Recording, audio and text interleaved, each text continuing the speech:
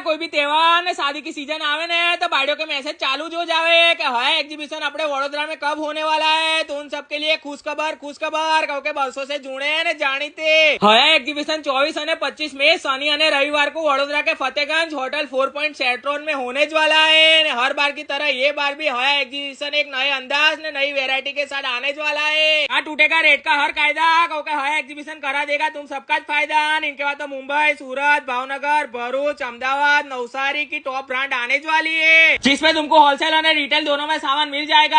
हाय exhibition में तुमको clothing and accessories, beauty product, branded purse, cake and bags, live food counter, mocktail, toys and gifts और jewellery और abaya भी मिल जाएंगे। एकदम जोरदार ने ब्रांडेड मिलेंगे। भाई हाय एग्जीबिशन में सबके लिए फ्री एंट्री, फ्री मेहंदी और भाई लकी ड्रॉ विनर को फ्री में गिफ्ट भी मिल जाएंगे। भाई तुम्हारे भी हाय एग्जीबिशन में तुम्हारा स्टॉल लगाना हो, तुम्हारे बिजनेस को आगे बढ़ाना हो तो स्टॉल बुकिंग चालू है। अभी तो लिमिटेड स्टॉल अवेलेबल है तो फटाफट बुकिंग करवा लियो।